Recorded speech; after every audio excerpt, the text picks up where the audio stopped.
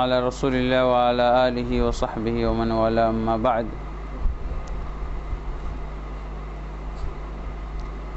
فأعوذ بالله من الشيطان الرجيم بسم الله الرحمن الرحيم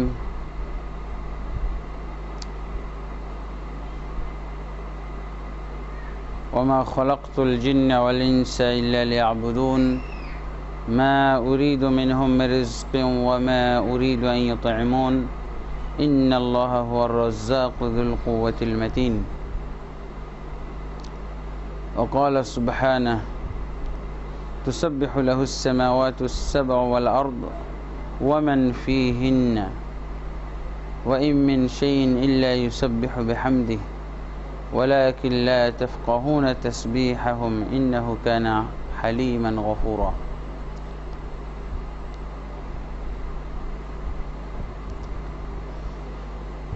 আলহামদুলিল্লাহ আল্লাহ তাবারক ওয়া তাআলার অশেষ মেহেরবানি যে আল্লাহ তাবারক ওয়া তাআলা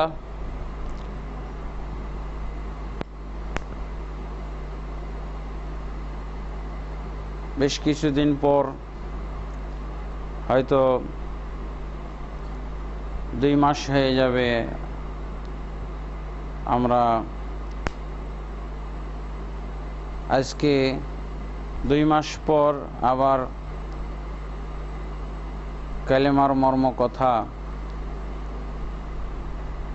আকীদার গ্রন্থ কালেমার মর্ম কথার যে ব্যাখ্যা কালেমার মর্ম কথা থেকে আকীদা এবং তাওহীদের জ্ঞান আমরা আহরণ করছিলাম তাওহীদ বিষয়ক অনেক দিক আমরা জানছিলাম সেই ধারাবাহিকতায় আজকে আহমিয়াতুল কালিমা বা কালেমার গুরুত্ব ও তাৎপর্য সম্পর্কে জানবো ইনশাআল্লাহ।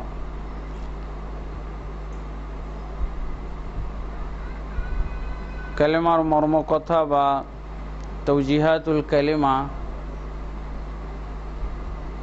ইসলামের ফাউন্ডেশন আলোচনা করে, ইসলামের সবচেয়ে মৌলিক বিষয় আলোচনা করে, যে বিষয়ে জ্ঞান লাভ না করলে, যে বিষয়ে আমাদের নলেজ না থাকলে ইসলাম চর্চাটাই পুরা বৃথা হয়ে যাবে।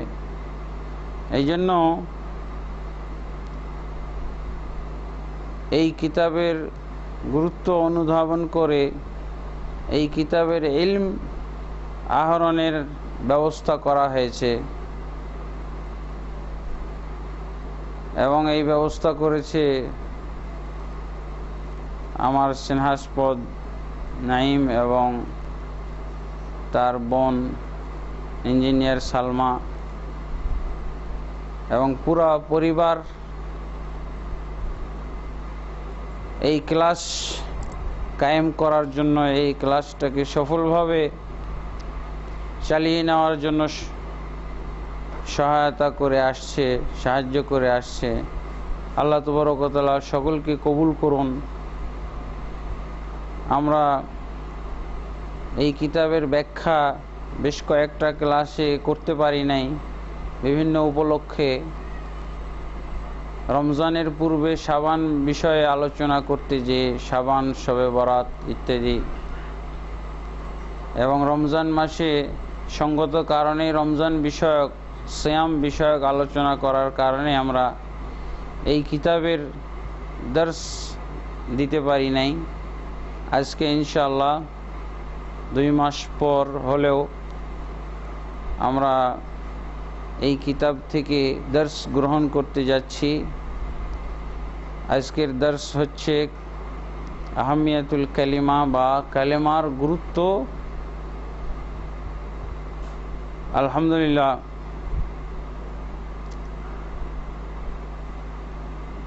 আল্লাহ তাবারক ওয়া তাআলা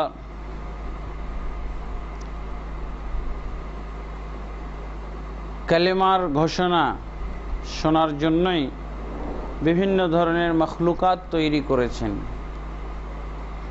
কালেমা তথা তাওহীদের বাণী, তাওহীদের স্বীকৃতি, তাওহীদের ঘোষণা বিভিন্ন ধর্মী বিভিন্ন ধরনের মুখ থেকে আল্লাহ তাবারক ওয়া তাআলা শুনবেন।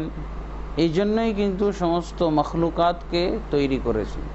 সমস্ত মখলুকের ডিউটি হলো আল্লাহ তাবারক ওয়া তাআলার পক্ষ থেকে তাদের কাছ থেকে পাওনা হলো তারা তাওহীদের ঘোষণা দিবে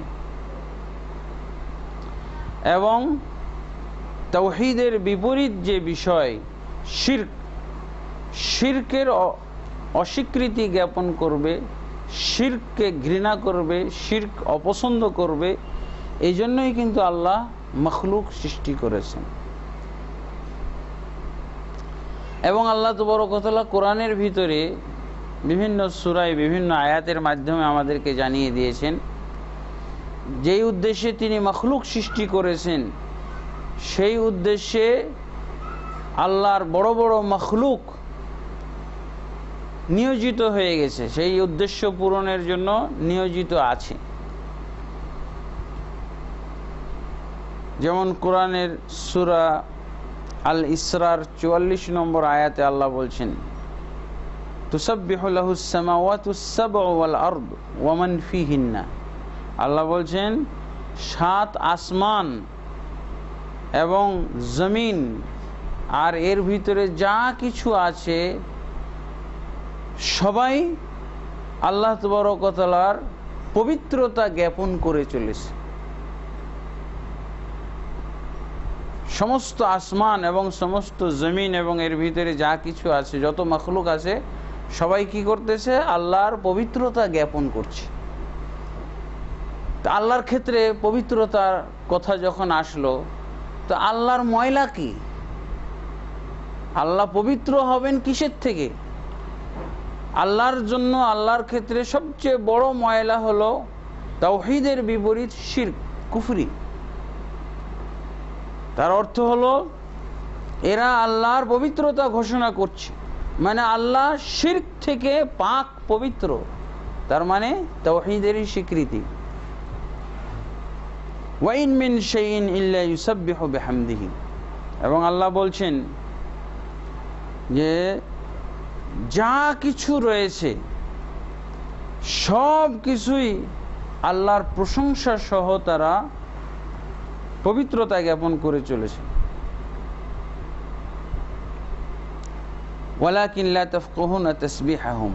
কিন্তু আল্লাহ বলছেন তোমরা তাদের তাসবিহ পাঠ বুঝবে না, তারা যে কি ভাষায় কি শব্দে আল্লাহর পবিত্রতা জ্ঞাপন করছে তোমরা এটা বুঝবে না। ইন্নাহু কানা হালিমান গফুরা। নিশ্চয়ই আল্লাহ তাবারক ওয়া তাআলা অতি ধৈর্যশীল এবং ক্ষমাশীল। এখানে বড় বড় মখলুকের কথা আল্লাহ বলছেন। আসমান, শুধু সামা মানে হলো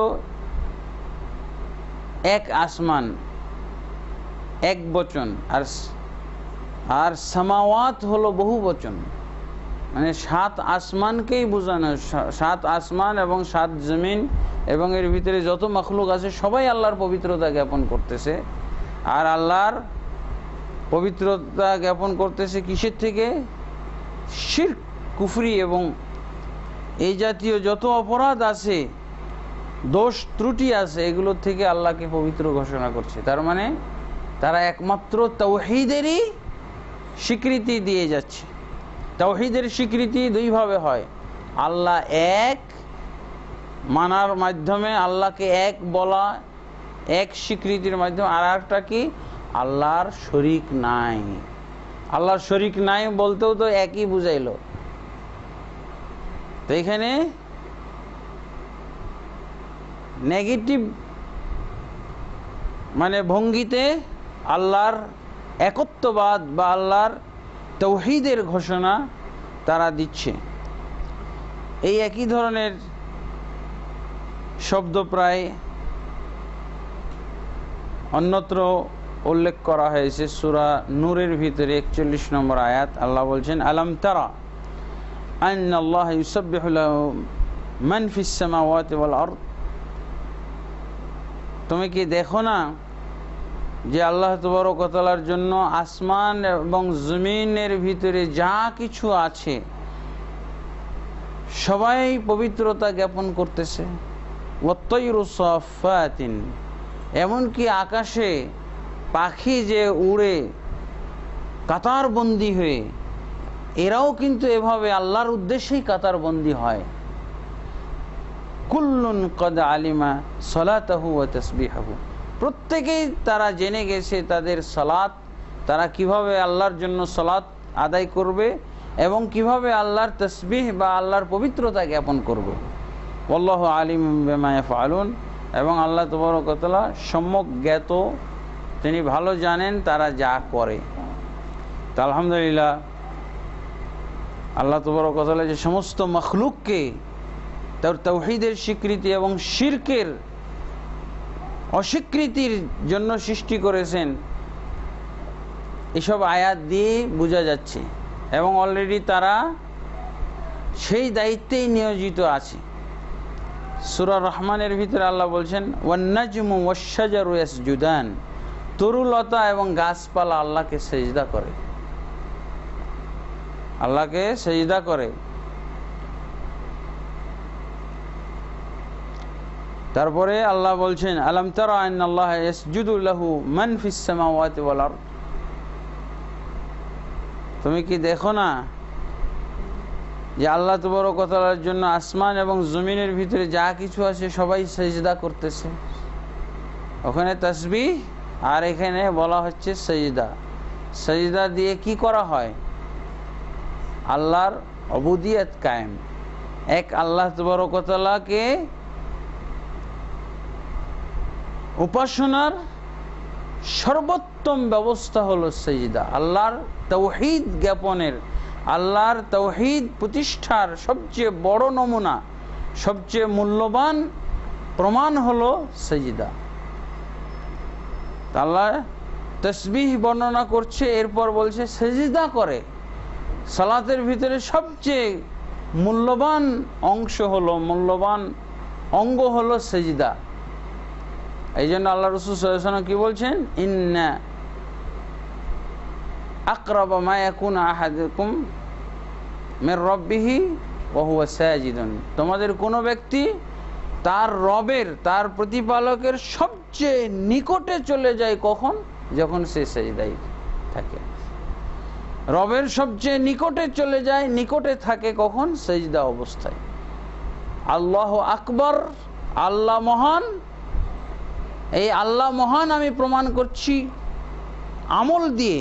আমি সবচেয়ে খাটো হয়ে দেখি, আমি সবচেয়ে খাটো, সবচেয়ে নিচু হইতে পারলেই তো আল্লাহ মহান হয়ে গেল। এর চেয়ে আর নিচু হওয়ার কোনো উপায় আছে? সেজদা তো মাটিতে, তো আমি কপালটা ঠেকিয়ে দিয়েছি, আর কি ভিতরে ঢুকবে? এর চেয়ে নিচু হওয়ার আর কিছু নাই। আমি সর্বনিচু, সবচেয়ে নিচু হওয়ার মাধ্যমে আল্লাহ সবচেয়ে মহান, আল্লাহ সবচেয়ে আকবার, এটা প্রমাণ করে দিলাম। এটা হলো তাওহীদের একটা প্রকাশ্য নমুনা, দৃষ্টান্ত। আল্লাহ সেটাই বলছেন যে আসমান এবং জমিনের ভিতরে যা কিছু রয়েছে সবাই তাকে সেজদা করছে। ওয়াশ শামসু ওয়াল কামারু ওয়ান নুজুমু ওয়াল জিবালু ওয়াশ শাজারু ওয়াদ দাওয়াব। আল্লাহ কতগুলো নামও উল্লেখ করছেন মাখলুকের। আসমান জমিন বলার পর কি বলছেন? এবং সূর্য, চন্দ্র, নক্ষত্র, পাহাড়, গাছপালা, ওয়াদ দাওয়াব, এবং প্রাণী, যারা জমিনে বিচরণ করে এই প্রাণী। ওয়া কাসীরুম মিনান নাসি ওয়া কাসীরুন হাক্কা আলাইহিল আযাব, এবং অনেক মানুষও আল্লাহকে সেজদা করছে। আবার আল্লাহ বলছেন ওয়া কাসীরুন হাক্কা আলাইহিল আযাব, এবং অনেকের উপরে আযাব প্রযোজ্য হয়ে গেছে। ওয়া মান ইউহিনিল্লাহ ফামা লাহু মিন মুকরিম, আল্লাহ যাকে অসম্মান করেন তাকে সম্মান দানকারী কেউ নেই। ইন্নাল্লাহা ইয়াফআলু মা ইয়াশা, নিশ্চয় আল্লাহ তাবারক ওয়া তাআলা যা ইচ্ছা তিনি করতে পারেন। তো আলহামদুলিল্লাহ, এই কালেমার জন্যই তাহলে সব কিছুই আল্লাহ সৃষ্টি করলেন। এরপর সূরা আয-যারিয়াতের 56 নম্বর আয়াতে আল্লাহ বলছেন, ওয়ামা খলাকতুল জিন্না ওয়াল ইনসা ইল্লা লিয়াবুদুন, আমি জিন এবং ইনসানকে সৃষ্টি করেছি শুধুমাত্র আমার ইবাদতের জন্য। তার অর্থ হলো কি? ইল্লা লিওয়াহিদুন। তাফসীর কারকগণ বলছেন ইল্লা লিয়াবুদুন, এর অর্থ হলো শুধু তাওহীদের জন্য আমি সৃষ্টি করেছি জিন এবং ইনসানকে।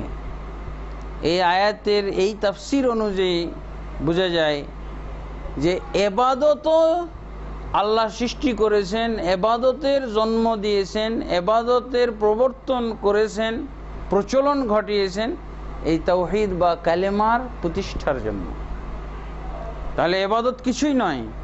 আমরা সালাত, সিয়াম, হজ, যাকাত যা পালন করি এগুলো কিছু না, এগুলো শুধুমাত্র কালেমা বাস্তবায়নের মাধ্যম, তাওহীদের বাস্তবায়নের মাধ্যম।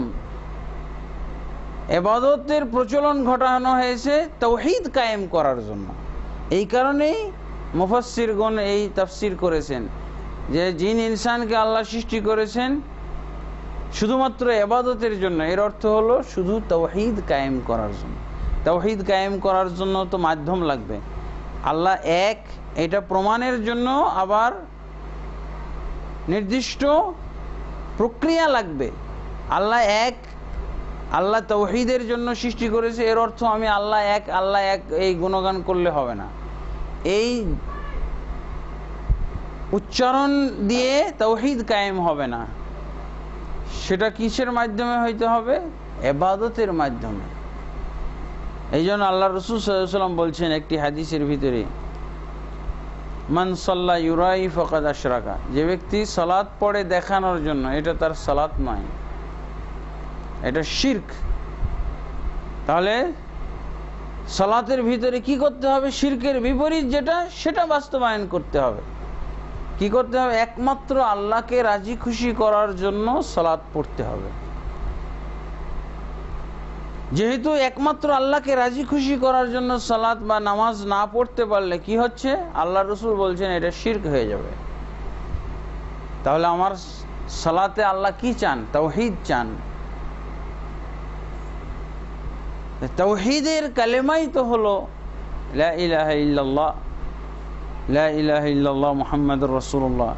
ওয়ামান সামা ইউরাই ফাকাদ আশরাক, যে ব্যক্তি সিয়াম পালন করে, রোজা রাখে দেখানোর জন্য, এটা তার রোজা হয় না, এটা শিরক হয়।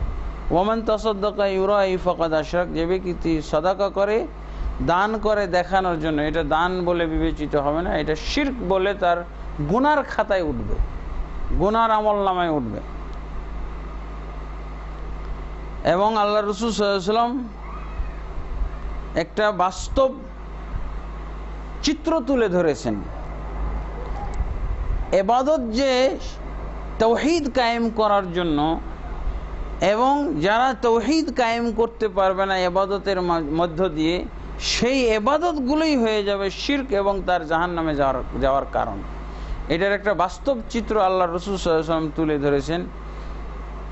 সহিহ মুসলিম শরীফের হাদিসে আবু হুরায়রা রাদিয়াল্লাহু থেকে বর্ণিত হাদিসটি, قال سمعت رسول الله صلى الله عليه وسلم يقول إن أول الناس يقضى عليه يوم القيامة رجل استشهد। কিয়ামতের দিন সর্বপ্রথম যে ব্যক্তির ব্যাপারে ফয়সালা করা হবে সেটা হলো এমন ব্যক্তি যে শহীদ হয়েছিল, দুনিয়াতে শহীদ হয়ে গেছিল, দিনের পথে লড়াই করতে যেয়ে, যুদ্ধ করতে যেয়ে, জিহাদ করতে যেয়ে, জিহাদের ময়দানে কাফেরদের হাতে শহীদ হয়ে গেছে। ফাউতিয়া বিহি ফাআরাফাহু নিআমাহু ফাআরাফাহা, তাকে নিয়ে আসা হবে, আল্লাহর সম্মুখে নিয়ে আসা হবে। ফাআরাফাহু নিআমাহু, ওই ব্যক্তিকে আল্লাহ তার নিয়ামত স্মরণ করাবে। এই লোক, তোমাকে আমি আল্লাহ কত নিয়ামত দিয়েছিলাম, এই নিয়ামতের শুকরিয়া কি আদায় করেছে বলো। ফামা আমিলতা ফিহা, এই নিয়ামতের ভিতরে কি আমল করেছো, এই নিয়ামতের অনুকূলে তুমি কি আমল ইবাদত করেছো, এটা দেখাও আমাকে। সে ব্যক্তি কি বলবে? কাতালতু ফিকা হাত্তা ইসতুশহিদতু, হে আল্লাহ, আমি তোমার রাস্তায় জিহাদ করেছি, যুদ্ধ করে শহীদ হয়ে গেছি। আল্লাহ বলবেন কাযাবতা, তুমি মিথ্যা কথা বলেছো। ওয়ালাকিন্নাকা কাতালতা লিআন ইউকালা জারি, তুমি এই জন্য যুদ্ধ করেছিলে, জিহাদ করেছিলে যে তোমাকে বীর যোদ্ধা বলা হবে। শাহাদাতের মতো আমল, শহীদ হয়ে যাওয়ার মতো আমল, কিন্তু সে মনে মনে কি আশা করেছিল যে আমি যদি বীর বিক্রমে যুদ্ধ করি তাহলে আমার একটা নাম ছড়িয়ে যাবে যে কি একটা বীর যোদ্ধা অমুক। তোমার মনে এটা ছিল কেন? তুমি তো আল্লাহকে চাওনি, তুমি আখিরাত চাওনি, তুমি জান্নাত তো চাওনি, মনে মনে কি চেয়েছো? যে আমাকে মানুষ বীর যোদ্ধা বলবে, বীর প্রতীক। কি কি খেতাব আমাদের সমাজে দেয় না? বীর উত্তম, বীর প্রতীক, বীর শ্রেষ্ঠ, এসব উপাধির জন্য তুমি যুদ্ধ করেছিলে। আমাকে পাওয়ার জন্য, জান্নাত পাওয়ার জন্য, পরকালের কোনো স্বার্থের জন্য তা তো করনি। সুম্মা উমিরা বিহি ফাসুহিবা আলা ওয়াজহিহি হাত্তা উলকিয়া ফিন্নার, এই ব্যক্তির ব্যাপারে আল্লাহ আদেশ দিয়ে দিবেন, ফেরেশতাদেরকে আদেশ দিয়ে দেওয়া হবে, তারা মুখের ভরে তাকে হিঁচড়িয়ে জাহান্নামে নিক্ষেপ করবে। মুখের ভরে হিঁচড়ে নিয়ে যে জাহান্নামের আগুনে নিক্ষেপ করবে। বলেন, এই লোকটা জাহান্নামে এই অপমানজনকভাবে যে প্রবেশ করলো, তাকে ফেলা হলো জাহান্নামে, এই জাহান্নামে যাওয়ার আমলটা কি এখানে আছে? চুরি, ডাকাতি, জিনা, ব্যভিচার, মিথ্যা কথা। মিথ্যা কথা একদিক দিয়ে ঠিক আছে, অন্তরে যেটা ছিল না সেটা সে আল্লাহর কাছে বলতেছে। এখন তার অন্তরে আল্লাহর উদ্দেশ্যে জিহাদ ছিল না, সে দুনিয়াবি সুনাম সুখ্যাতির জন্য জিহাদ করেছে। এই কারণেই আল্লাহ তাকে জাহান্নামে নিক্ষেপ করছে। কিসের মাধ্যমে? শহীদ হওয়া আমল দিয়ে সে জাহান্নামে এত অপমানজনকভাবে যাচ্ছে। কেন? সে এই আমলে তাওহীদ কায়েম করতে পারেনি, একমাত্র আল্লাহর জন্য করতে পারে না। তারপরে দ্বিতীয় ব্যক্তির ব্যাপারে ফয়সালা করা হবে, সেটা হলো রজুলুন তাআল্লামাল ইলমা ওয়া আল্লামাহু ওয়া ক্বারাআল কোরআন, এমন ব্যক্তি যিনি দুনিয়াতে ইলম অর্জন করেছিল, তারপরে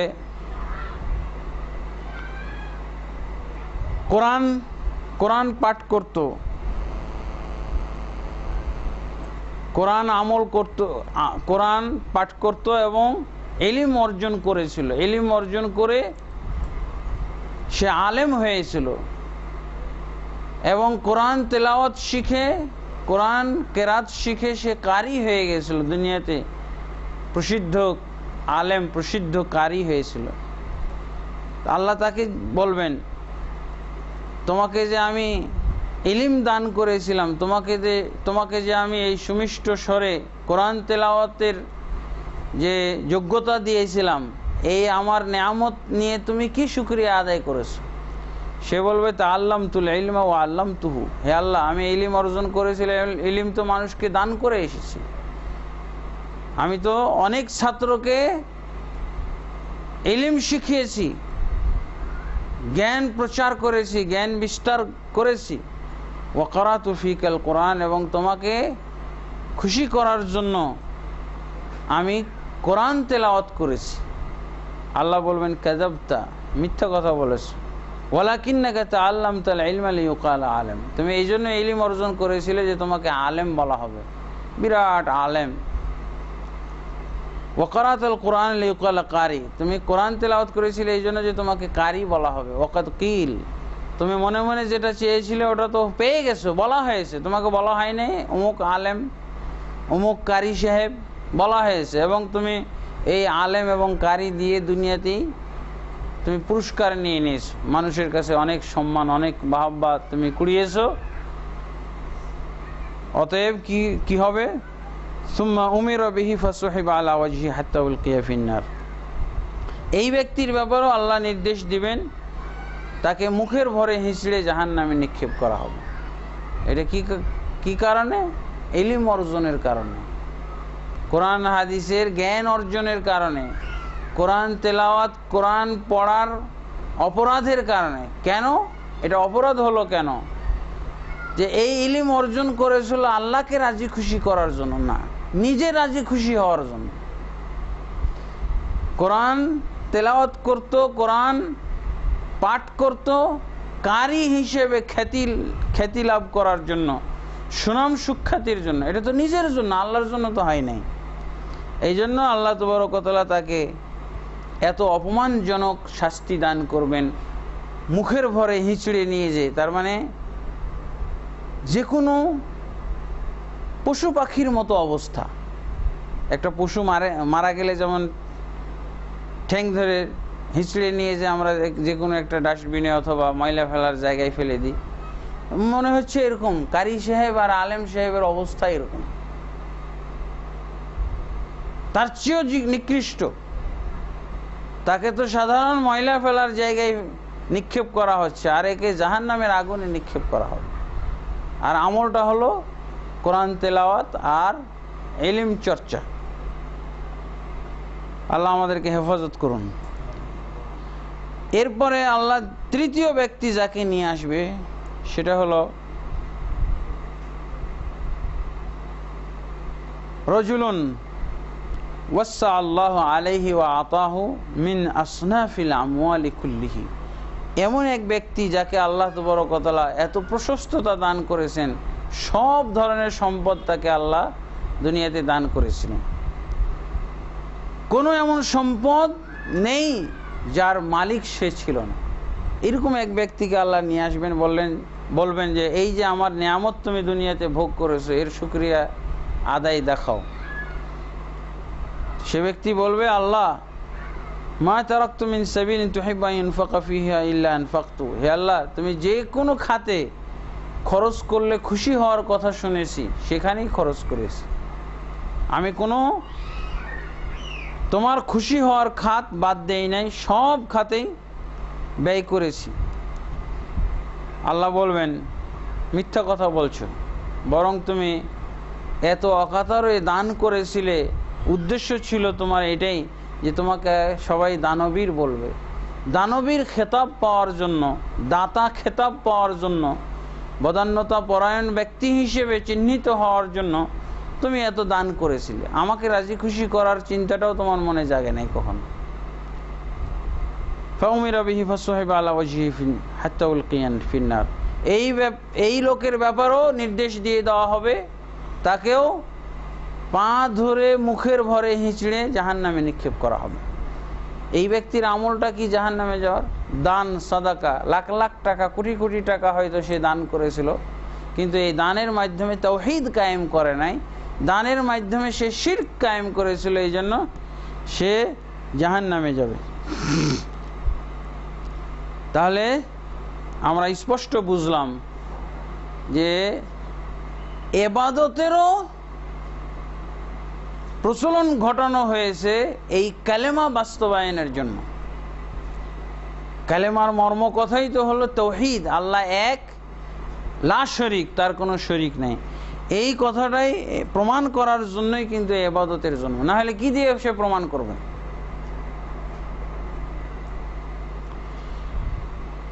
আল্লাহ তাবারক ওয়া তাআলা এই কালেমার মর্ম তাওহীদ, এই তাওহীদের স্বীকৃতি, তাওহীদ এমন একটা বিষয় যাতে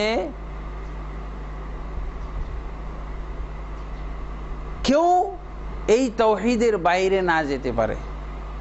আল্লাহ তাবারক ওয়া তাআলা আদম সন্তানকে সৃষ্টি করার সময় বা সৃষ্টি করার পূর্বেই তাদেরকে আল্লাহ তাবারক ওয়া তাআলা আদম আলাইহিসসালাতু ওয়া সালামের পৃষ্ঠদেশ থেকে বের করে সবার কাছ থেকে স্বীকৃতি নিয়েছেন। তাহলে কত মূল্যবান জিনিস যে আল্লাহ এরকম একটা আয়োজন করলেন। আদম আলাইহিসসালাতু ওয়া সালামকে সৃষ্টি করার পরপরই এই আয়োজনটা, এই অনুষ্ঠানটা আল্লাহ করেছিলেন কি কিয়ামত পর্যন্ত যত আদম সন্তান আসবে সকলকে আল্লাহ সামনে হাজির করেছিলেন। এটা হলো রুহানি জগৎ। তখন আমাদের বডিটা কেমন ছিল আল্লাহই ভালো জানেন। আদম আলাইহিসসালাতু ওয়া সালাম থেকে আমাদেরকে বের করে আল্লাহ স্বীকৃতি নিয়েছিলেন। এটার ব্যাপারে কোরআনে সূরা আরাফের 172-73 নম্বর আয়াতে আল্লাহ তাবারক ওয়া তাআলা এই ঘটনাটা তুলে ধরেছেন। এরকম একটা অনুষ্ঠান আয়োজন করেছিলেন আল্লাহ, এবং সবচেয়ে ইসলামের ভিতরে মূল্যবান জিনিস, কই সালাতের কথা তো বলেননি, তোমরা সালাত পড়বে সবাই, কিন্তু কি বলেছিলেন আল্লাহ? ওয়াইদ আখাযা রাব্বুকা মিন বানি আদামা মিন যুহুরিহিম যুররিয়াতাহুম ওয়া আশহাদাহুম আলা আনফুসিহিম আলাস্তু বিরাব্বিকুম। আল্লাহ কি বললেন? স্মরণ করো সে সময়ের কথা যখন তোমার প্রতিপালক আদম সন্তানের নিকট থেকে এবং তাদের পৃষ্ঠদেশ থেকে, তাদের বংশধরদের থেকে অঙ্গীকার নিয়েছিলেন। মানে সেদিন আদম আলাইহিসসালাতু ওয়া সালাম এবং আদম আলাইহিসসালাতু ওয়া সালামের সন্তানদের থেকে যত মানুষ তৈরি হবে কিয়ামত পর্যন্ত সকলকে আল্লাহ উপস্থিত করে কি বলেছিলেন? আলাস্তু বিরাব্বিকুম, আমি কি তোমাদের রব নই? এই ব্যাপারে তোমরা স্বীকৃতি দাও। তখন আমরা কি বলেছিলাম? বালা। আমরা সবাই সেদিন কি বলেছিলাম? বালা শাহিদনা, হ্যাঁ আমরা সাক্ষ্য দিচ্ছি আপনি আমাদের রব। তা আল্লাহ তাবারক ওয়া তাআলা আমাদেরকে সৃষ্টি তো করেছেন ইবাদতের জন্য, কিন্তু সৃষ্টি হওয়ার আগেই আদম, আমাদের প্রথম ব্যক্তি, আমাদের আদি পিতা আদমকে সৃষ্টি করার পরে পরেই আল্লাহ তাবারক ওয়া তাআলা আর কালক্ষেপণ করেননি, দেরি করেননি। এরা তো পর্যায়ক্রমে কিয়ামত পর্যন্ত আসবে সব বান্দারা, কিন্তু আল্লাহ তাবারক ওয়া তাআলা সেই সময় দেননি।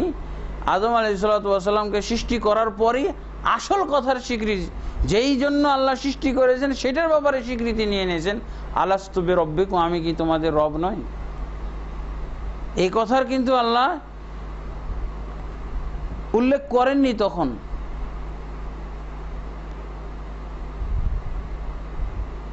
আলা তুসাল্লুন আলী, তোমরা কি আমার জন্য সালাত পড়বে না?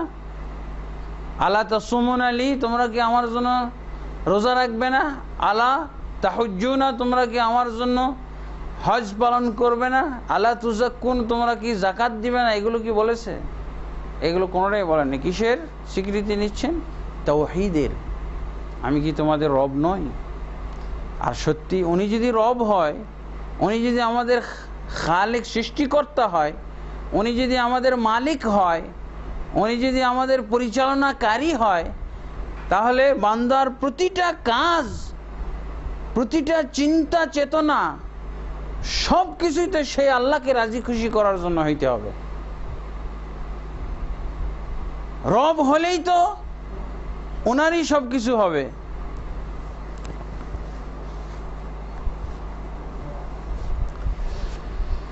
রবের জন্যই সব কিছু হতে হবে।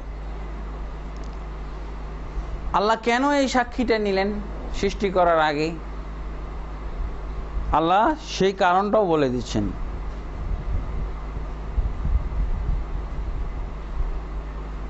আন তাকুলু ইয়াউমাল কিয়ামাতি ইন্না কুন্না আন হাযা গাফিরিন, যাতে করে কেউ এই অজুহাত না দিতে পারে, আল্লাহ আমরা এই বিষয়ে গাফিল ছিলাম, জানতামই না। তুমি যে আমাদেরকে তাওহীদের জন্য সৃষ্টি করেছো এটা জানি না তো। তোমার একত্ব ঘোষণা শোনার জন্য যে সৃষ্টি করেছো, তোমার ইবাদত করার জন্য সৃষ্টি করেছো, এটা জানতামই না আমরা। এটার জন্য না বলতে পারো। এই জন্য আল্লাহ আদম সৃষ্টির পরে পরেই কি আমাদের স্বীকৃতি নিয়ে নিয়েছেন। আও তাকুলু, অথবা তোমরা যেন এই অজুহাত না দিতে পারো, ইন্নামা আশরাকা আবাউনা মিন ক্বাবল ওয়া কুন্না যুররিয়াতাম মিন বা'দিহিম আফাতুহলিকুনা বিমা ফাআলাল মুবতিলুন। আল্লাহ, আমাদের কি দোষ? আমরা কি আগের লোক? আমরা তো পরবর্তী জেনারেশন। আমরা তো আমাদের বাপ দাদাদেরকে যেভাবে পেয়েছি ওইভাবেই আমরা করে এসেছি। বাপ দাদারা যদি শিরক করে থাকে, শিরক শিখিয়ে থাকে, যদি ওরা আমাদেরকে তাওহীদ না শিখিয়ে থাকে, তাহলে আমাদের দোষ নাকি? এই কথা যেন আমরা না বলতে পারো। বাপ দাদার জন্য দোহাই না দিয়ে তোমরা পাশ কাটাইতে না পারো, এই জন্য সবার কাছে ইন্ডিভিজুয়াল, আমি ব্যক্তিগতভাবে সবার কাছে স্বীকৃতি নিয়েছি। কে বলতেছেন? আল্লাহ। কে বলতেছেন? স্বয়ং আল্লাহ বলতেছেন, আমি স্বীকৃতি নিয়েছি, তোমরা স্বীকারোক্তি দিয়েছিলে সেদিন। আমরা তো আল্লাহর কাছে উপস্থিত সেদিনও ছিলাম, আজও আছি। আফাতুহলিকুনা বিমা ফাআলাল মুবতিলুন। এই বাতিল চর্চাকারীরা, যারা বাতিলে ডুবেছিল, আমাদের বাপদাদা পূর্বপুরুষরা, তাদের দেখা দেখি আমরা করেছি, আমাদের তো কোনো দোষ নাই। এই বাতিলকারীদের কারণে আমাদেরকে তুমি হালাক করবে আল্লাহ, আমাদেরকে ধ্বংস করবে, এই কথাগুলো, এই অজুহাতগুলো যেন না দিতে পারো। এই জন্য আল্লাহ তাবারক ওয়া তাআলা স্বীকৃতি নিয়েছেন। এখন কেউ প্রশ্ন করতে পারে, আমরা তো জানি না, স্বীকৃতি দিছি এটাই তো জানি না। হ্যাঁ, স্বীকৃতি দিয়েছি এটাই তো জানি না, কখন স্বীকৃতি দিলাম? তো এটা কোনো দোষের ব্যাপার না। অনেক সময় এক পক্ষের দাবিতেই কিন্তু সমাধান হয়ে যায়।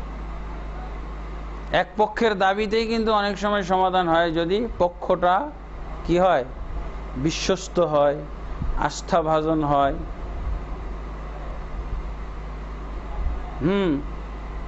সত্য কথা বলে, মিথ্যা আশ্রয় নেয় না, এরকম যদি হয়। সামান্য ধরেন, আপনি দোকানে লেনদেন করেন, মুদিখানা দোকানে বাকি খান, বা অনেক সময় আপনি হয়তো বাকি নেন, পয়সা দিয়ে নেন, বাকিও নেন। এখন উনি একদিনে আপনি তো দোকানে বাকি খেয়েছেন, খাওয়ার পর ভুলে গেছেন 500 টাকা, 1000 টাকা। হঠাৎ আপনি সদাই করতে গেছেন, তখন ও বলতেছে, আপনি তো অমুক দিন বাকি নিয়েছিলেন, এই যে আমার এখানে লেখা আছে এত টাকা। দোকানদারটা যদি বিশ্বস্ত হয়, কখনো সে 2 নম্বর কথা বলে নাই, তা আপনি কি দিতে বাধ্য হবেন না? একতরফা দাবিতেই। তা আল্লাহর চেয়ে বিশ্বস্ত কে? উনি বলছেন স্বীকৃতি নিয়েছি, তোমরা স্বীকৃতি দিয়েছো, বাস। এই স্বীকৃতি, এই দাবি অনুযায়ী আল্লাহ তাবারক ওয়া তাআলা যদি আমাদেরকে পাকড়াও করে, তাহলে এটাই যথেষ্ট। আমরা ভুলে যাই, ভুলে যাওয়া স্বাভাবিক, কিন্তু আল্লাহ তো ভুলবেন না। যিনি স্বীকৃতি নিয়েছেন, যিনি আউয়াল আখের, তিনি তো আর ভুলেননি। কাজেই উনি যেহেতু স্মরণ রেখেছেন, ওই স্মরণের ভিত্তিতে আল্লাহ আমাদের বিচার করতে পারেন, এবং সেই অনুযায়ী আমরা ক্ষতিগ্রস্ত হব অথবা লাভবান হব।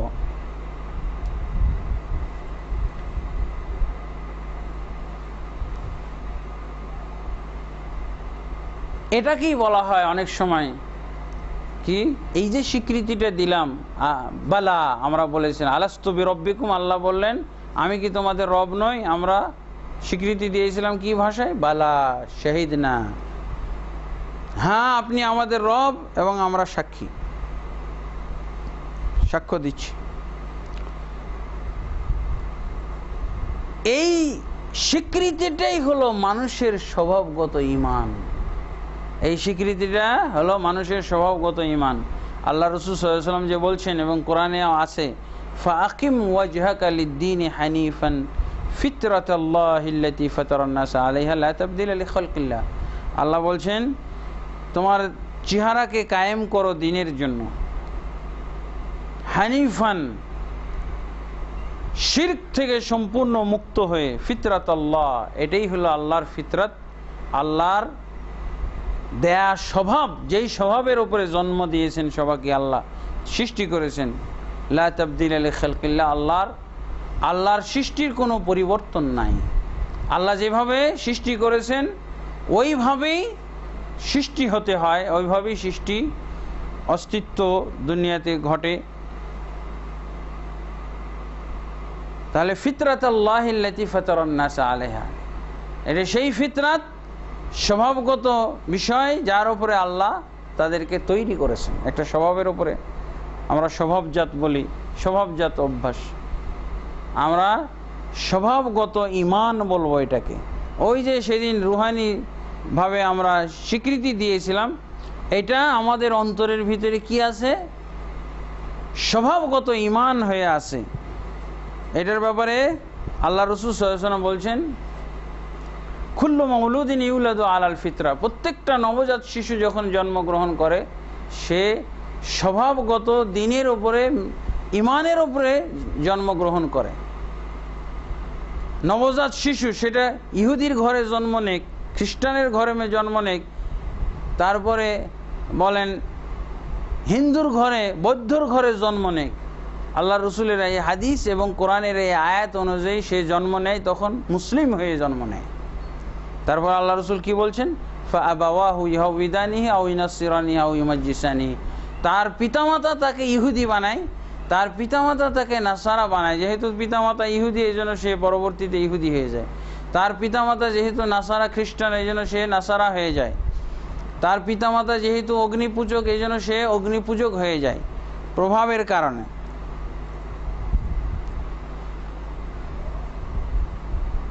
এই স্বভাবগত ঈমান কতদিন পর্যন্ত মানুষ ছিল? যেমন আল্লাহ ঈমান, স্বভাবগত ঈমানের উপরে সৃষ্টি করেছেন, এই জন্য বহুদিন পর্যন্ত শিরকের কোনো জন্মই হয়নি। যেহেতু স্বভাবগত, আসল হলো ঈমান, আসল হলো তাওহীদ, এই জন্য কুফরি এবং শিরকের জন্মই হয় নাই। শুরুতে শুধু তাওহীদ ছিল, শুধু ঈমান ছিল, শুধু ইসলাম ছিল। এর বিপরীত কুফরি এবং শিরক এগুলো কিচ্ছুই ছিল না। ইবনে আব্বাস রাদিয়াল্লাহু থেকে বর্ণিত একটি হাদিসের ভিতরে আছে, এটা সূরা বাকারার 213 নম্বর আয়াতের তাফসিরে এই হাদিসটা আনা হয়েছে। কি? বাইনা আদমা ওয়া নূহিন আলাইহিস সালাম 10 কুরুন কুল্লুহুম আলাল ইসলাম। আদম আলাইহিসসালাতু ওয়াস সালাম এবং নূহ আলাইহিসসালাতু ওয়াস সালামের মাঝে 1000 বছর অতিবাহিত হয়েছিল। এই 1000 বছরের মধ্যে কোনো একজন লোক বিধর্মী ছিল না, ইসলাম ছাড়া আর অন্য কোনো ধর্মাবলম্বী ছিল না। এই নূহ নবীর যুগে সর্বপ্রথম এই ফিতরাত বা এই স্বভাবগত ঈমানের ব্যতিক্রম কিছু দেখা গেল। শিরক উদ্ভব হলো নূহ নবীর জাতির ভিতরে। নূহ নবীর জাতি, নূহ নবী তো প্রায় 1500 বছর বেঁচে ছিলেন, 950 বছর পর্যন্ত উনি দাওয়াতই দিয়েছিলেন। তো ওনার যুগে যখন মানুষ বিভ্রান্ত হয়ে গেল, তখনই তো নূহ আলাইহিসসালাতু ওয়াস সালামকে রাসূল করে প্রেরণ করলেন। এই বিভ্রান্তিটাই হলো সেই স্বভাবগত ঈমানকে ধ্বংস করেছিল, পরিবেশটা দূষণ করে দিয়েছিল তারা এই মূর্তি পূজার মাধ্যমে। সহিহ বুখারীর ভিতরে এসেছে সূরা নূহের 23 নম্বর আয়াতের তাফসিরে। সূরা নূহের 23 নম্বর আয়াতে কি বলা হয়েছে? وقالوا لا تذرن آلهتكم ولا تذرن ودا ولا سواعا ولا يغوث ويعوق ونسرا। তারা বলেছিল, খবরদার তোমরা তোমাদের উপাস্যগুলো, তোমাদের মাবুদগুলোকে ছেড়ে দিও না, ওয়াদকে ছেড়ে দিবে না, সোয়াকে ছাড়বে না, ইয়াগুসকে ছাড়বে না, ইয়াউককে ছাড়বে না, নসরকেও ছাড়বে না। ওয়াদ, সোয়া, ইয়াগুস, ইয়াউক এগুলো হলো প্রথম মূর্তি, যেই মূর্তি তৈরি করেছিল নূহ নবীর জাতি। এই মূর্তিগুলোকে যখন তারা পূজা শুরু করলো, এবং পূজা শুরু করলো এমন ব্যাপকভাবে তাদের সন্তানরা পর্যন্ত জড়িয়ে গেল, তখন এই শিরক দুনিয়ার ভিতরে প্রচারিত হয়ে গেল, ব্যাপক হয়ে গেল। তখনই আল্লাহ তাবারক ওয়া তাআলা নূহ আলাইহিসসালাতু ওয়াস সালামকে রাসূল হিসেবে প্রেরণ করলেন এই লোকগুলোকে হেদায়েতের জন্য। তাহলে এর আগে 1000 বছর সময় গেছে, কেউ কিন্তু মূর্তি পূজা করে নাই, দেবদেবী প্রতিমা পূজা করে নাই। সহিহ বুখারীর মধ্যে হাদিস পাওয়া যাবে এই ওয়াদ, সুয়া, ইয়াগুস, ইয়াউক এগুলো কিভাবে প্রচার হয়েছিল, মক্কার কোন কোন কবিলা এগুলো আমদানি করেছিল এবং এগুলোর পূজা করত। সেই শিরকেরই, সেই মূর্তি পূজারই সিলসিলা আল্লাহর রাসূল সাল্লাল্লাহু আলাইহি ওয়াসাল্লাম পর্যন্ত, জাহিলি যুগ পর্যন্ত এসেছিল। আরবের লোকেরা ওই ওয়াদ, সুয়া, ইয়াগুস, ইয়াউক, এই যে কোরআনের সূরা নূহের 23 নম্বর আয়াতে যে নামগুলো, এই নামে যে মূর্তি তৈরি করা হয়েছিল, মূলত এরা ছিল নূহ নবীর সবচেয়ে পরহেজগার বান্দা। এই পরহেজগার বান্দারা মরে যাওয়ার পর শয়তান তাদের মূর্তি তৈরি করেছিল স্মৃতিচারণের জন্য।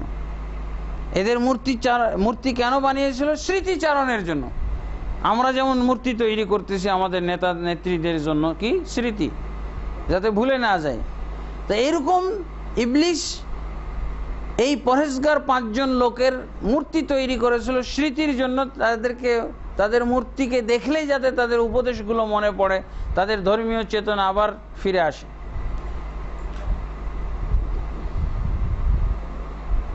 এভাবেই স্বভাবগত ঈমান ধ্বংস হয়ে যায়। তারপরও স্বভাবগত ঈমান ছিল এবং বাহ্যিকভাবেও প্রকাশ্যেও সেই তাওহীদেরই নমুনা দুনিয়াতে ছিল, তাওহীদেরই প্রচার এবং প্রসার ছিল। কিন্তু এই মূর্তিগুলো তৈরি করার পর তাওহীদ হারিয়ে গেল এবং মূর্তি পূজা, দেবদেবী পূজা, প্রতিমা পূজা ব্যাপক হয়ে গেল। তখনই আল্লাহ নূহ নবীকে প্রেরণ করলেন। তাওহীদের ব্যাপারে সোচ্চার এবং সাবধান করার জন্য সমস্ত রাসূল এবং নবীগণকে প্রেরণ করা হয়েছে। আল্লাহ তাবারক ওয়া তাআলা সূরা নাহলের 36 নম্বর আয়াতে বলছেন, ওয়ালাকাদ বাআসনা ফি কুল্লি উম্মাতির রাসূলা আন ইউবুদুল্লাহ ওয়া ইজতানিবুত তাগুত। আর আমরা প্রত্যেক উম্মতের ভিতর রাসূল প্রেরণ করেছি এটা জানিয়ে দেওয়ার জন্য যে তোমরা আল্লাহর ইবাদত করো এবং তাগুত, আল্লাহ ব্যতীত যা কিছুর উপাসনা করা হয় তা থেকে বিরত থাকো। তাগুত মানে কুল্লু মা উবিদা মিন দুনিল্লাহ, আল্লাহ ব্যতীত যা কিছুর পূজা করা হয়, উপাসনা করা হয়, এটাই হলো তাগুত। অর্থাৎ প্রত্যেক উম্মতের ভিতরে আল্লাহর রাসূল প্রেরণ করে মানুষকে, উম্মতকে সতর্ক করেছেন তোমরা একমাত্র আল্লাহর ইবাদত করো, তার সাথে কাউকে শরীক করবে না।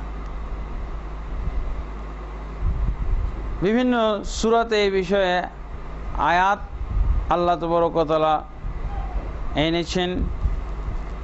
এরপর এই তাওহীদ, এই কালেমার ভিত্তিতেই আল্লাহর রাসূল সাল্লাল্লাহু আলাইহি ওয়াসাল্লাম ওয়াদা দিয়েছিলেন আরব জাতিকে যে তোমরা যদি এই কালেমার শিক্ষাটা বাস্তবায়ন করো, তাওহীদ যদি সমুন্নত করতে পারো, তাহলে তোমরা সমস্ত আরব জাতির ওপরে নেতৃত্ব দিবে, কর্তৃত্ব করবে এবং সমস্ত অনারব জাতি তোমাদের বশ্যতা স্বীকার করবে, তোমাদের নেতৃত্ব মেনে নেবে। এবং বাস্তবও তাই হয়েছিল। মক্কার কাফেররা মেনে নেয় নাই। পরবর্তীতে মক্কা বিজয়ের পর তারা সকলে এই তাওহীদের স্বীকৃতি দিয়েছিল। আর এতে করে তারা সত্যি পৃথিবীর মধ্যে সবচেয়ে উন্নত জাতি, সবচেয়ে শক্তিশালী জাতি, বিজয়ী জাতি হিসেবে পৃথিবীতে পরিচিতি লাভ করেছে এবং তাদের প্রসিদ্ধি ঘটেছে।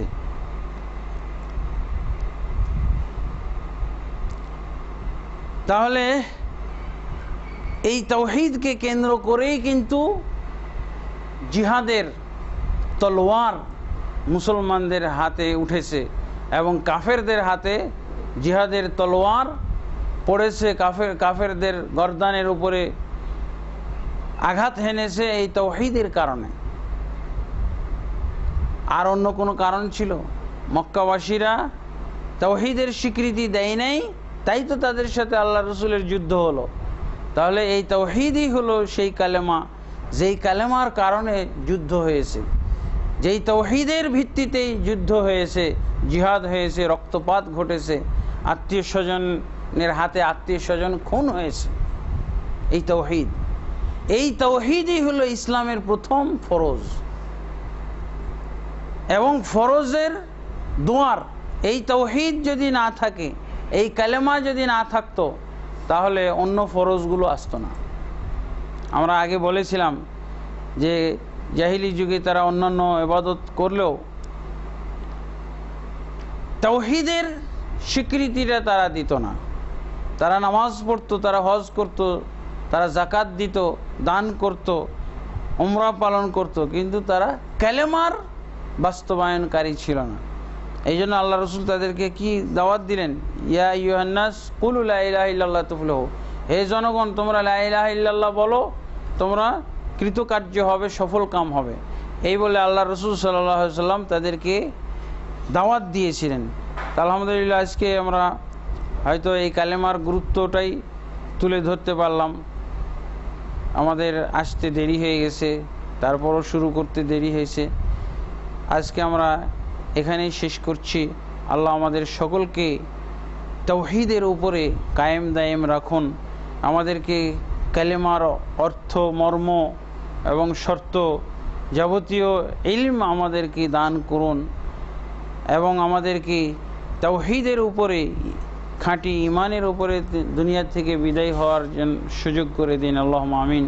আস্তাগফিরুল্লাহ লি ওয়া লাকুম ওয়া লিসাইরিল মুসলিমিন ফাস্তাগফিরুহু ইন্নাহু হুয়াল গফুরুর রহিম। সুবহানাকাল্লাহুম্মা ওয়া বিহামদিকা আশহাদু আল্লা ইলাহা ইল্লা আনতা আস্তাগফিরুকা ওয়া আতুবু ইলাইক। আসসালামু আলাইকুম ওয়া রাহমাতুল্লাহি।